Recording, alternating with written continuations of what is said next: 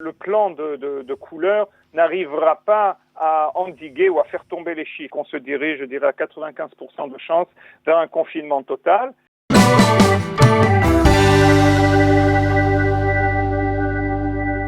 Professeur Cyril Cohen, bonjour, Boker Tov. Boker Tov, Shavuot Tov, bonjour. Merci. Alors, je corrige tout de suite d'emblée votre titre. Vous êtes chef du laboratoire d'immunothérapie à l'université de Bar-Ilan, non, comme je l'avais présenté par erreur il y a quelques instants. Alors, je vous remercie d'être avec nous ce matin pour essayer de mieux comprendre un peu la situation dans laquelle l'État d'Israël se retrouve aujourd'hui. Et on a le sentiment assez préoccupant d'une incapacité, on va dire, des autorités israéliennes, du professeur Agamzou, du ministère israélien de la Santé, à juguler, à maîtriser ce virus, la propagation du virus, et eux-mêmes ont l'air tout à fait surpris. Est-ce que vous pouvez nous expliquer pourquoi, qu'est-ce qui se passe et pourquoi on n'arrive pas à faire baisser cette courbe du nombre de malades qui ne cesse d'augmenter ?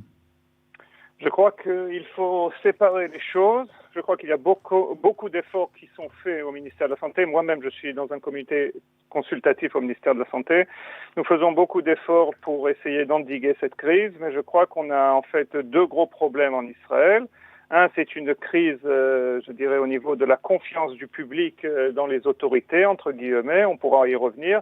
Et petit deux, c'est aussi une crise politique.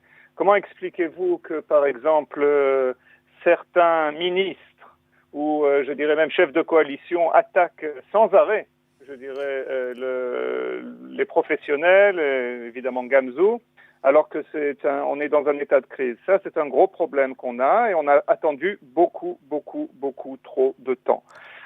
Toutes ces décisions... Quand vous dites qu'on a attendu beaucoup de temps, c'est par exemple, on a attendu un mois avant que le plan des codes couleurs du professeur Gamzou ait pu être mis en application, c'est cela ? Exactement. Le plan justement de code, couleur ou feu de signalisation qui clignote en fait. Il ne marche pas malheureusement. Ouais. Et il n'a pas encore été mis en effet. Il a juste aujourd'hui en pratique. Et là juste aujourd'hui, on pense peut-être le mettre en pratique demain. C'est un plan, il faut le comprendre, c'est un plan de contrôle. C'est pas un plan qui pourra réduire de manière, je dirais, abrupte et de manière rapide le nombre de malades que l'on a. Donc à ce niveau-là, le nombre de personnes infectées. Donc si on regarde en fait l'état où on en est avec 3000 plus ou moins 3000 infections par jour, c'est un état qui est très grave. Et même ce plan entre nous de feu de signalisation ou de couleur, c'est pas la solution. Ce n'est pas la solution. Je pense qu'il est important de le mettre en pratique.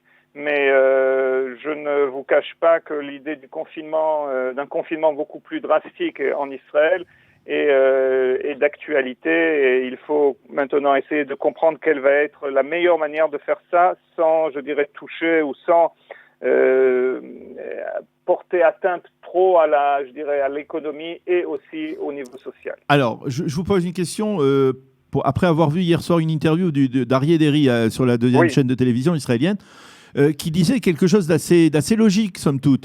Il disait que l'une de ses critiques, en fait, était dirigée par le fait que, eh bien, on allait faire ça en deux temps. C'est-à-dire que dans un premier temps, les villes rouges, alors il y a maintenant les villes rouges, les villes très rouges, les villes encore plus rouges. On ne sait plus exactement combien il y a de villes rouges et quelles sont-elles.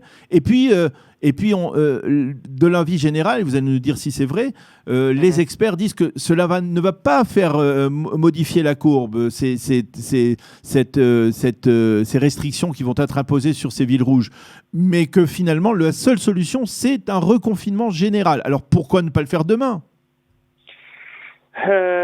Je suis d'accord. En fait, je suis plus ou moins d'accord avec cette analyse, je dirais. Ce qui arrive, en fait, c'est que, juste on va essayer de récapituler un peu ce qui s'est passé, c'est qu'après Shavuot, on a vu une poussée, je dirais, du nombre de cas. Il y avait, une fois de plus, on a parlé d'une crise de confiance au niveau du public. On est sorti d'un confinement d'à peu près un mois et demi.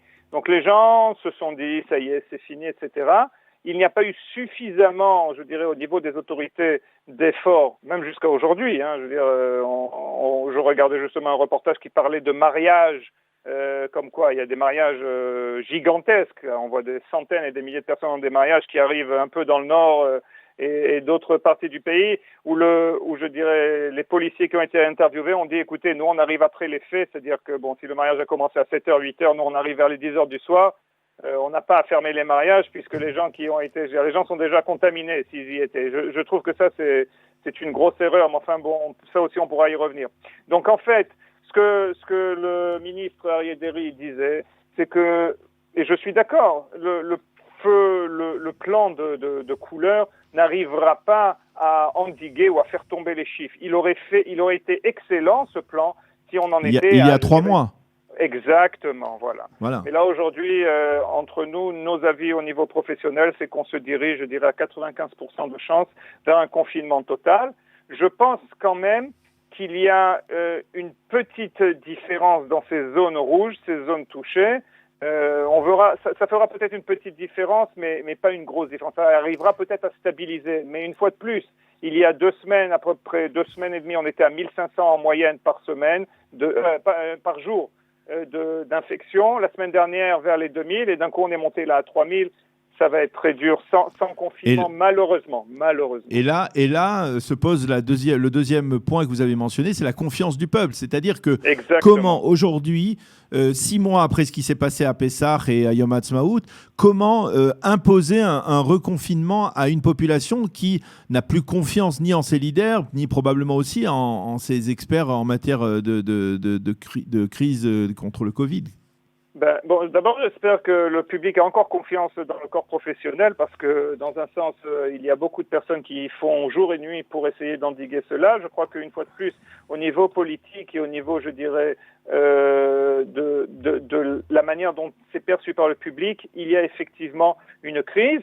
Comment y arriver? Une fois de plus, moi, je pense que si on impose des restrictions qui sont beaucoup plus, je dirais, drastiques, comme, par exemple, limiter la possibilité de gens et de personnes à quitter leur domicile ou essayer de faire passer une majorité du travail à la maison, etc., en justement, je dirais, profitant du fait que ce soit un peu les fêtes. Mais bon, une fois de plus, les fêtes cette année, c'est le week-end, donc ça va pas faire de gros changements. Petit 2, je vous avoue sincèrement, ça c'est mon avis personnel, comment imposer un confinement le jour de Yom Kippour? Qui c'est qui va? Je veux dire, est-ce que vous voyez des policiers patrouiller et rentrer dans des synagogues ou quoi que ce soit et leur dire fermez tout parce que vous êtes trop? Ça, c'est une chose que je ne vois pas possible ou pratique. Il va y avoir un problème, on a besoin de regagner la confiance. Alors, je vais vous poser une question sur la confiance, même si je risque de ne pas être tout à fait objectif dans la formulation de cette truc. C'est-à-dire, comment peut-on maintenir la confiance d'une partie de la population, on va dire même de la partie orthodoxe, de la communauté orthodoxe, qui est ciblée, on va dire, assez fréquemment comme étant réfractaire à certaines de ces mesures de restriction, lorsque, bien, chaque semaine, il y a devant la résidence du Premier ministre, une dizaine de milliers de personnes qui se réunissent, pas tout le temps avec des masques, alors parfois avec des masques, mais sans aucune restriction, distanciation sociale. C'est-à-dire, est-ce que le virus, il s'arrête aux abords de la rue Balfour et il fait demi-tour parce que c'est la démocratie qu'il veut? Vous avez entièrement d'accord. Vous avez entièrement raison. Excusez-moi, je suis entièrement d'accord avec vous. Je vais vous le dire, c'est pas une question seulement de confiance au niveau, je dirais, du particulier. C'est vraiment une question au niveau des phénomènes ou des processus qui se passent maintenant en Israël.